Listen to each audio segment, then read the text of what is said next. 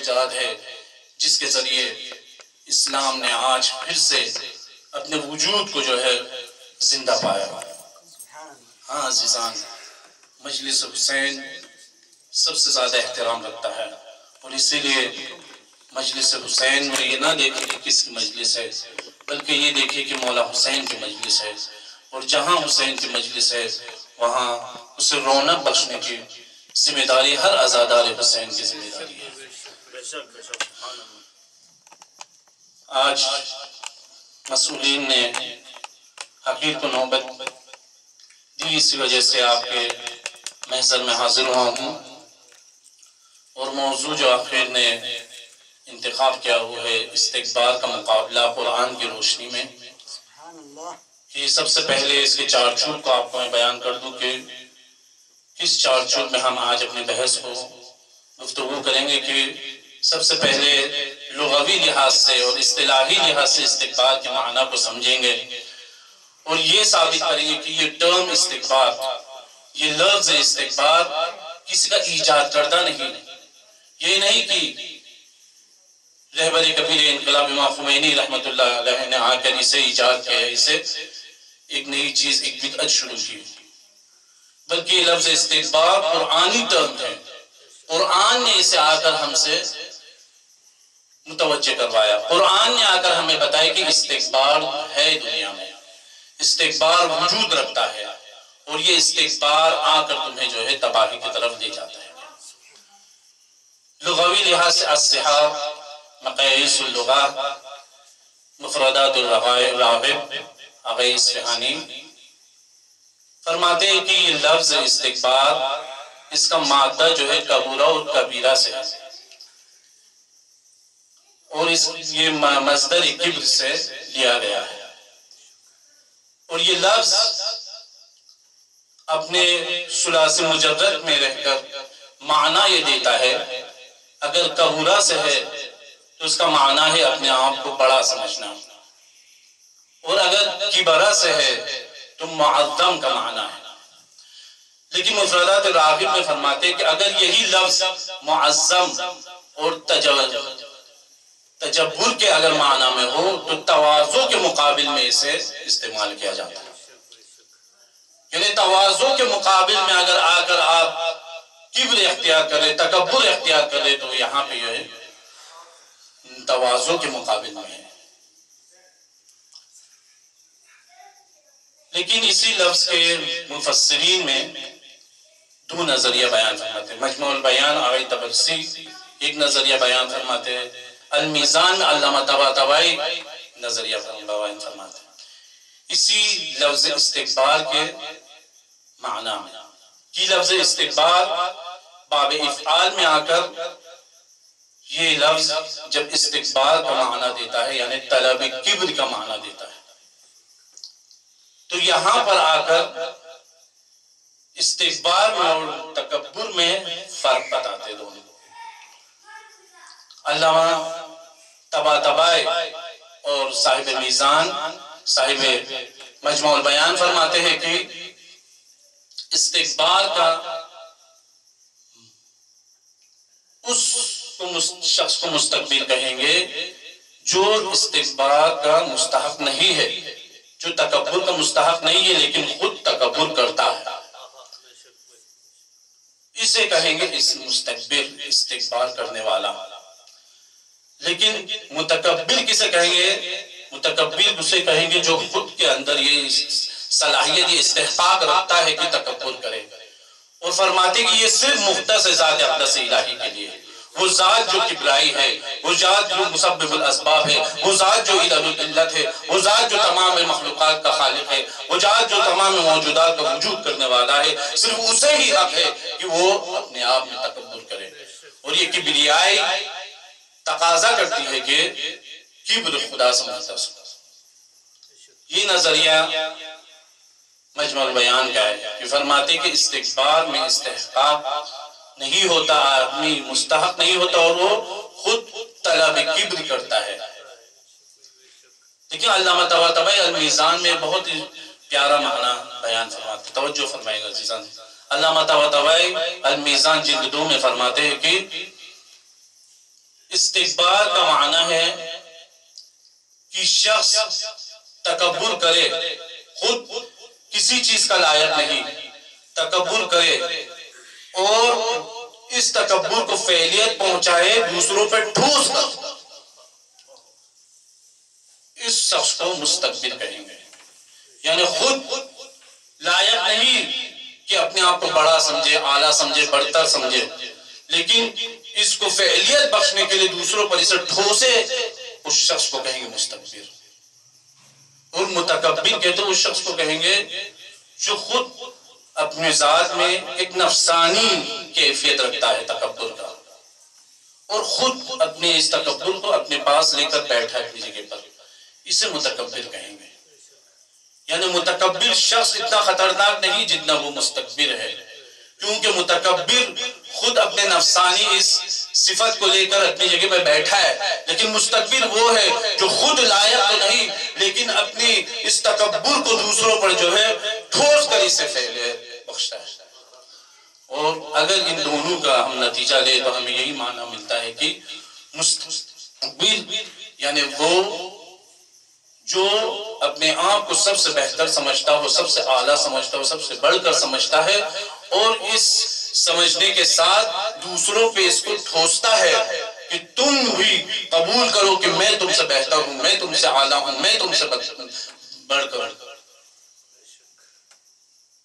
اور یہاں سے ہمیں سمجھ میں آتا ہے کہ مستکبر یہ قرآنی ٹرم ہے، اور آج کے زمانے کا جو استکبار آ کر ساری کائنات میں اپنے تمام تر کرتوتیں انجام دے رہا ہے، یہ مستکبر کا معنی اور مفہوم ان پر لاگو ہوتا ہے۔ یہ تھا مستکبر لغوی لحاظ سے، اصطلاحی لحاظ سے آپ کے اذہان عالیہ تک پہنچایا گیا ہے۔ آئیے ہم قرآن میں رجوع کرتے ہیں کہ قرآن نے آ کر استکبار کو کس طرح آ کر تقسیم کیے ہیں، اور کس طرح آ کر قرآن ہمیں متوجہ کر رہا ہے کہ استکبار وجود رکھتا ہے، اور یہ استکبار ہر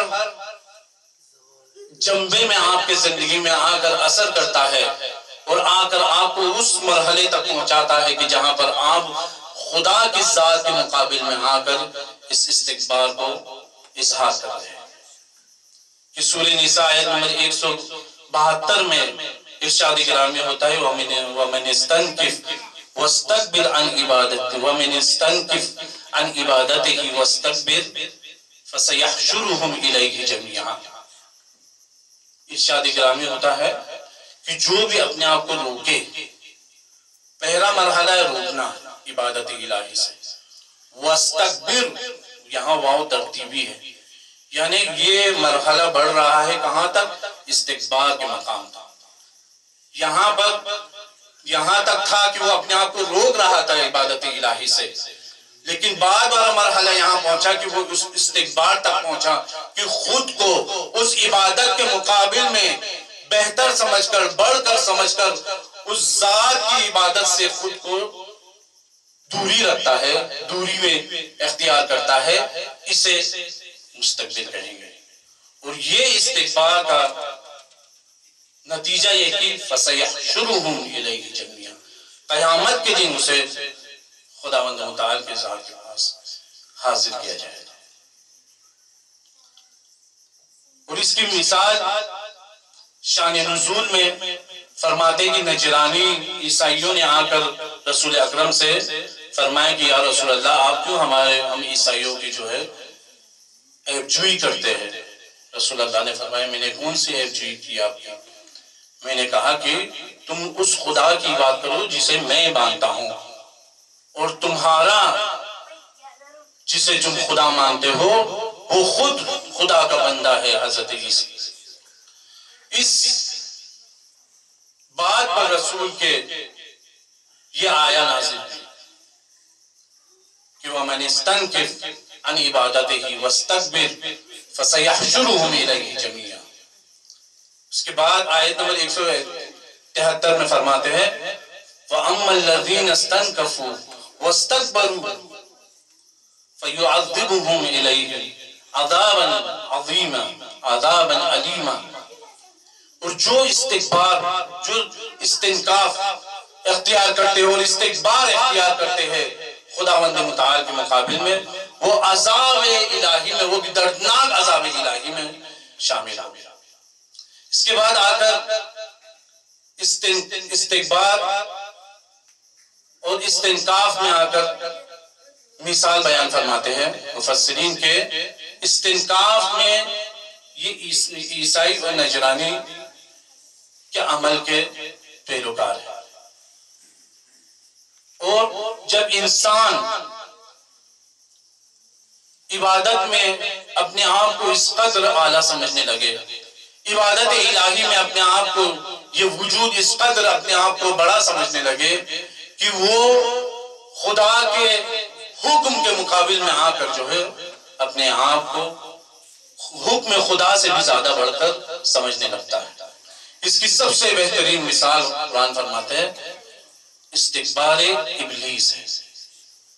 یہاں فرماتے کہ یہ لفظ استکبار، یہ ٹرم 48 بار قرآن میں استعمال ہوا اور 4 بار ابلیس کے لیے استعمال ہوا۔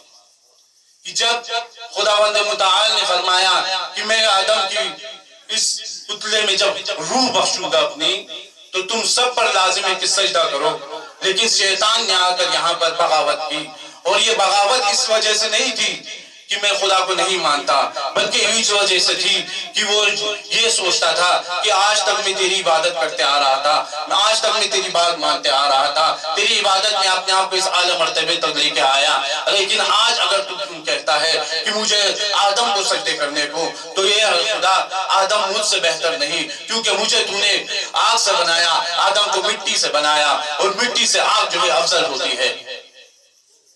جب یہ بات، یہ قیاس خداوند متعال کے سامنے بیان کی اس نے، تو استکبرت، اسی خطاب کو خداوند متعال نے قرآن میں فرمایا، کہا تو استکبار اختیار کر رہا ہے اپنے رب کے مقابل میں،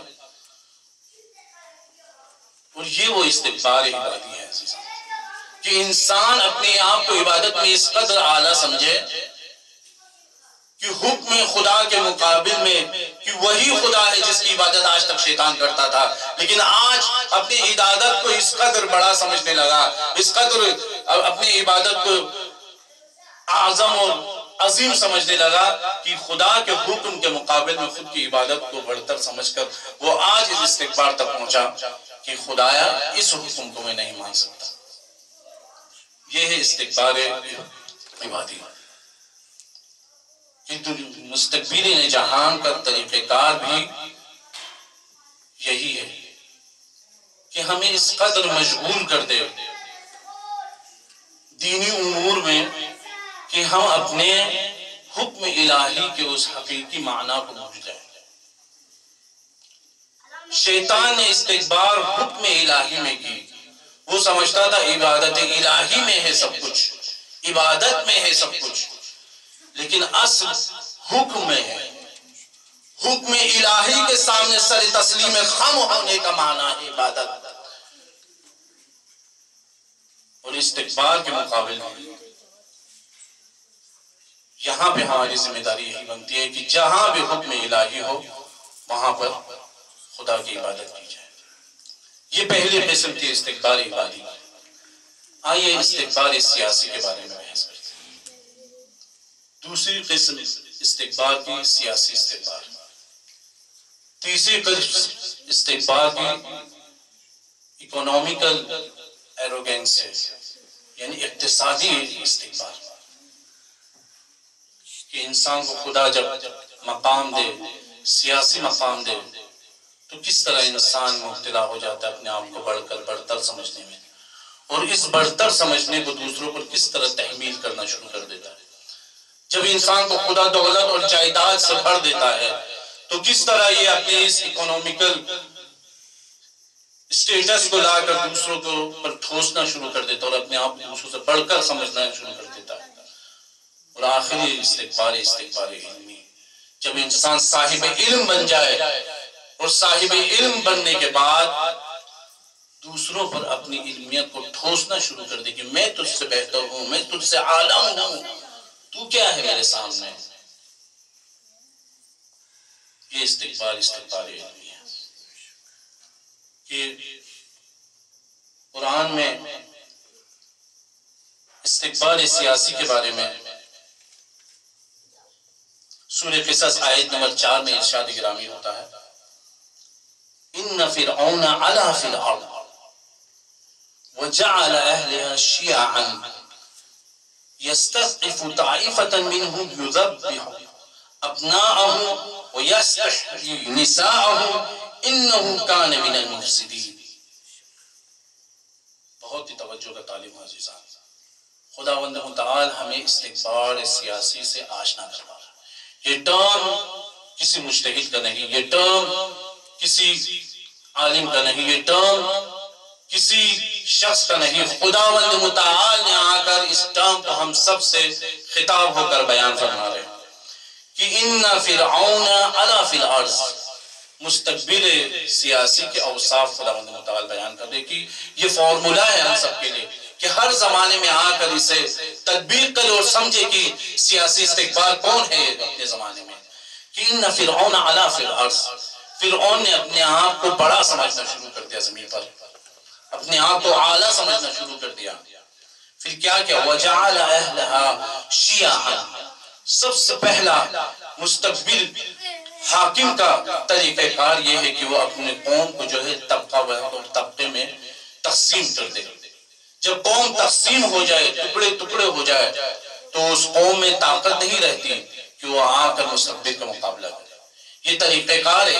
اسی لیے انگلینڈ کا سب سے بڑا اور سب سے اعلیٰ پروگرام یہی تھا، ڈیوائڈ اینڈ رول، اور اسے قرآن آ کر ہمیں متوجہ کر رہا ہے۔ خداوند متعال سورہ قصص میں آیت نمبر 4 میں ہم سب سے خطاب ہو کر یہ فرما رہے کہ ان فرعون علا فی الارض وجعل اہلها شیعا۔ اپنے ہی قوم کو بانٹ دیا۔ اب بانٹنے کے بعد دوسرا مرحلہ استقبال کا کیا ہے؟ یستضعف طائفة منهم۔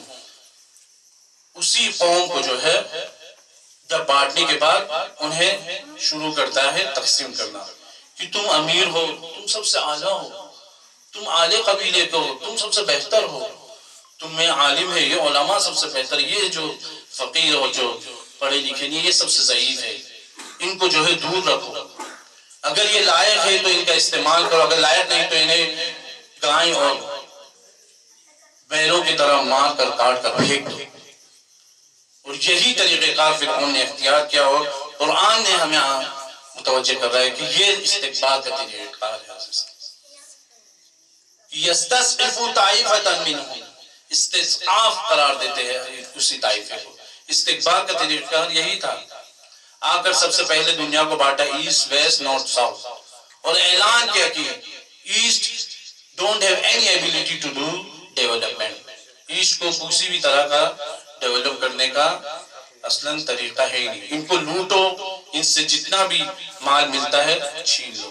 انگلیس نے اس کام کو کر کے دکھایا، 100 سال ہندوستان کو غلامی میں رکھ کر دکھایا۔ یہ استقبال کا کام تھا۔ آ کر ہمیں باور کروایا، ہمیں یقین کروایا کہ you don't have any ability، کسی بھی طرح کا تمہارے اندر استعداد ہے ہی نہیں، نہ تم عالم بن سکتے ہو، نہ تم اقتصاد میں آگے بڑھ سکتے ہو، نہ تم ٹیکنالوجی میں آگے بڑھ سکتے ہو، تم جو ہے سب سے ضعیف طبقہ ہو، ضعیف بن کے رہو۔ یہ استقبال سیاسی ہے۔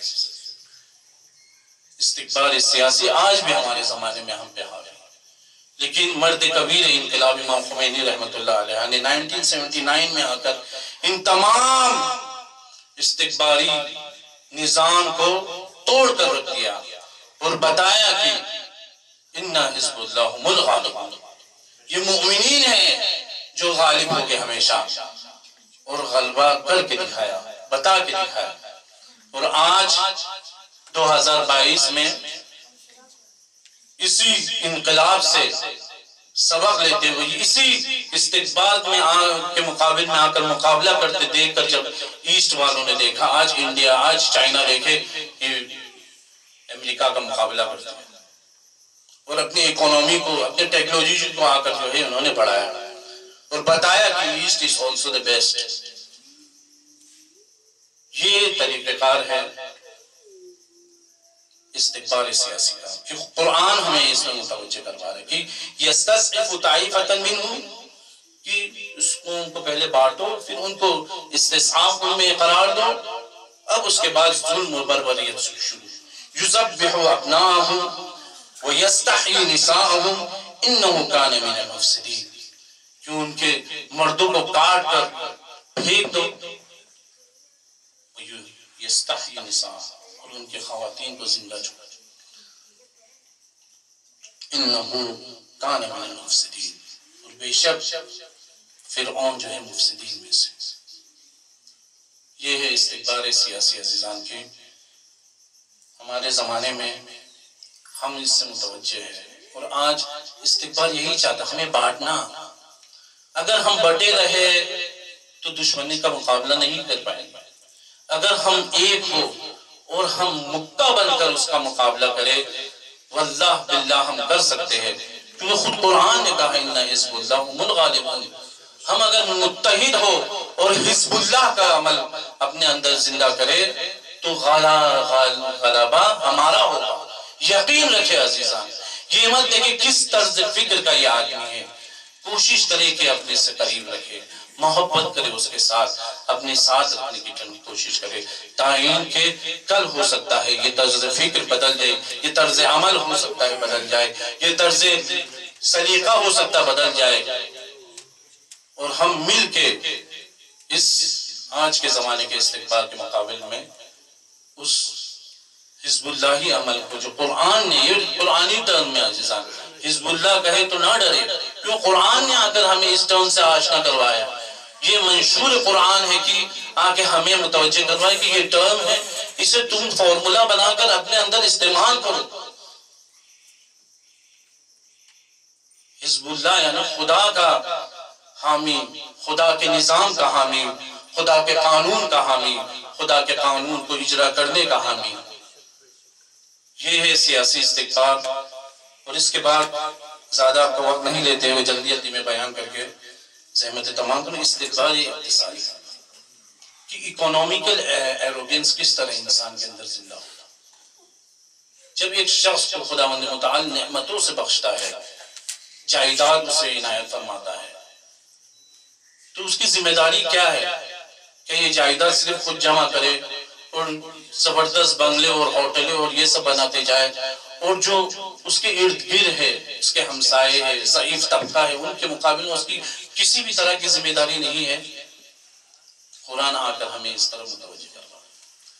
سورہ قصص آیت نمبر 76 اور 77 میں ارشاد گرامی ہوتا ہے ان قارون کان من قوم موسیٰ فبغى علیہ.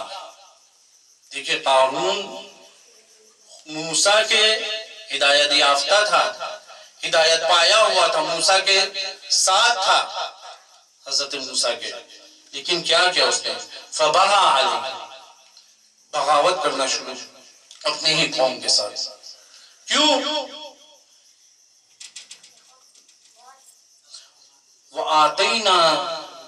وَآتَيْنَاهُ مِنَ الْكَنُوزِ مَا، کیونکہ خداوند متعال نے اسے خزانے عنایت فرمائے تھے. ان خزانوں کی صفت بیان کر رہے. آج کے جتنے بھی جائنٹ اکنومیکل سٹیٹس رکھنے والے لوگ ہیں، جیسے ہمارے پاس ان کا مثال ہے امبانی اور دوسرے جتنے بھی جائنٹ اکنومیکل سٹیٹس رکھنے والے دنیا میں ہیں، سب سے زیادہ ابھی جو ورلڈ میں جائنٹ اکنومیکل نیشن میں سے امریکہ کو ابھی بھی فرسٹ مانا جاتا ہے، لیکن کہہ رہے کہ 2024 میں جو ہے امریکہ جو ہے اس سٹیٹس سے نیچے آنے والا ہے. لیکن پھر بھی کیا ذمہ داری ہے جب ایک شخص ایک قوم میں سب سے زیادہ پیسے والا ہو، اس کی کیا ذمہ داری ہے؟ اسی طرح بڑھتے جائے. ایک خاندان اگر اس پیسے والے ہو، جائنٹ اکنومی رکھتے ہو اپنے ساتھ، اس کی کیا ذمہ داری ہے؟ ایک شہر اگر اس طرح جائنٹ اکنومی اپنے پاس رکھتے ہیں، ان کی کیا ذمہ داری ہے؟ اگر ایک ملک جائنٹ اکنومی رکھتا ہے، اس کی کیا ذمہ داری ہے؟ آپ کے قرآن ہمیں متوجہ کر رہا ہے عزیزان. سماعت فرمائیں کہ اِنَّا مَفَاتِحَهُ لَتَنُؤْ بِالْعُصْبَةِ أُولِي الْقُوَّةِ بالعصبہ اولی القوہ. فرماتے ہیں کہ اس قدر خزانے عنایت کیے تو خدا نے قارون کو کہ ان کی چابیاں قوی ترین آدمیوں کو اگر اٹھانے دیا جاتا تو وہ مشکل اور سختیوں سے ان چابیوں کو اٹھا دیتا، یعنی اتنا خزانوں سے بھرا تھا اس کے پاس. لیکن کیا کیا اس نے؟ اذ قال له قومه لا تفرح، قوم نے آ کر اسے متوجہ کروایا، تذکر دی اسے کہ عیش اور عشرت نہ کر، یہ جو پیسہ تجھے دیا گیا ہے، یہ مال و دولت خدا نے تجھے عنایت کی ہے، ایک ذمہ داری تیرے کاندھوں پر خدا نے آ کر ڈالی ہے، ایک ذمہ داری تیرے کاندھوں پر خدا نے عنایت کی ہے کہ اس ذمہ داری کو تجھے اپنے قوم اور ملت کے مقابل میں نبھانا ہے. اذ قال له قومه لا تفرح ان اللہ لا يحب الفرحین، کہ خداوند متعال عیش و عشرت کرنے والوں کو پسند نہیں کرتا. یعنی قرآن ہر ملت کو، ہر قوم کو اس طرف متوجہ کروا رہی ہے کہ عیش و عشرت ہدف نہیں ہے پیسے کا، ہدف اسلام کا سادہ زیستی اور سادہ پن ہے. اگر تیرے پاس پیسہ ہے، اپنی سادگی میں رہے، اس پیسے کے ذریعے قوم اور ضعیف طبقے کی مدد کر کے وہ بھی اوپر آئے تیرے ساتھ، وہ بھی ترقی کرے تیرے ساتھ. اگر نہیں کرتا یعنی استقبال اقتصادی فردی لحاظ، اگر ایک خاندان نہیں کر رہا یعنی استقبال اقتصادی خاندانی لحاظ، اگر ایک قوم اس کو انجام نہیں دے رہا، یہ قوم اس مال میں استقبال، یہ ہے اقتصاد استقبال. آئیے اب سمان فرمائے دیکھیں قرآن فارمولا پہ فارمولا میں اذ قال له قومه لا تفرح ان اللہ لا يحب الفرحین وابتغ فیما آتاک اللہ دار الآخرہ، وابتغ فیما آتاک اللہ دار الآخرہ، کہ خداوند متعال نے جو تجھے عنایت کر کیا ہے اسے آخرت کے لیے تو مصرف کر، اسے آخرت کے لیے تو یوز کر. لیکن کہاں ہے آج؟ آپ دیکھیں فردی لحاظ سے لے کے جا کے انٹرنیشنل لیول تک جتنے بھی اکنومیکل جائنٹ ہیں، جن کے پاس زیادہ پیسہ اور دولت ہے، خدا نے عنایت کی ہے، سب یہی سمجھتے ہیں کہ میں نے اپنے محنت سے کمائی ہے، میں کیوں دوں اسے؟ ہماری محنت کی کمائی ہم کیوں ان کو دیں؟ جبکہ فرد سے لے کر اجتماع تک سب کی ذمہ داری یہ تھی کہ آخرت کے لیے اس کو استعمال کیا جائے تاکہ یہ اقتصاد استقبالی اقتصاد میں تبدیل نہ ہو. لیکن اگر نہیں کر رہا، جمع کر رہا ہے اور اپنے عیش و عشرت میں مشغول ہے، یعنی وہ اقتصادی استقبال میں مبتلا ہے. لا تنسا ولا تنسا نصیبک من الدنیا، اور یہ مت بھولنا کہ خدا نے تقسیم کیا ہوا ہے تمام نعمتوں کو. تیری جتنی ضرورت تھی خدا نے اتنی عنایت کی ہے تجھے. اب ضرورت سے زیادہ جمع کر کے کیا کرے گا؟ بڑے بڑے بنگلے بنا کر کیا کرے گا؟ آج بامبے میں امبانی گئے، سب سے بڑا گھر ہے کہ 4 لاکھ وہاں نوکر ہے، سناؤ میں 4 لاکھ وہاں جو ہے ہر روز بل آتا ہے لائٹ کا، 400 نوکر ہے وہاں پہ کہتے ہیں. تو اتنا بڑا گھر دیکھ کے کیا فائدہ ہے؟ اسی کا پیسہ اگر غریب طبقوں میں استعمال کیا جاتا کیا ہو؟ یہ ہر شخص کے لیے میں خود اپنے آپ سے مخاطب ہو کر کہہ رہا ہوں کہ فردی لحاظ سے اگر مجھے خدا نے عنایت کی تو میں کیا، میری ذمہ داری نہیں بنتی کہ میں جو میری ضرورت ہے اسے رکھ کر اگر اضافہ ہے اسے استعمال کرے. اسی لیے اقتصادی نظام کو قرآن نے ہمیں عنایت فرمایا، وہ یہ خمس کا نظام، زکوٰۃ کا نظام. اگر یہ نظام چلنے لگے، اگر یہ نظام عدالتی لحاظ سے اسے تقسیم کیا جائے تو ساری دنیا کی اقتصادی مشکلیں حل ہو سکتی ہیں. لیکن نہیں ہے، نہ کوئی فرد اسے سوچتا ہے، نہ کوئی خاندان اسے سوچتا ہے. ہر کوئی یہی سوچتا ہے کہ میری کمائی ہے. اور آگے اسی کو خطاب فرما کے فرما رہے وَلَا تَنْسَ نَصِيبَكَ مِنَ الدُّنْيَا وَأَحْسِنْ كَمَا أَحْسَنَ اللَّهُ إِلَيْكَ، اور عنایت کر، نیکی کر جس طرح خدا نے تیرے ساتھ نیکی کی، جس طرح خدا نے تجھے چھپڑ پھاڑ کے عنایت کی ہے تو بھی عنایت کر.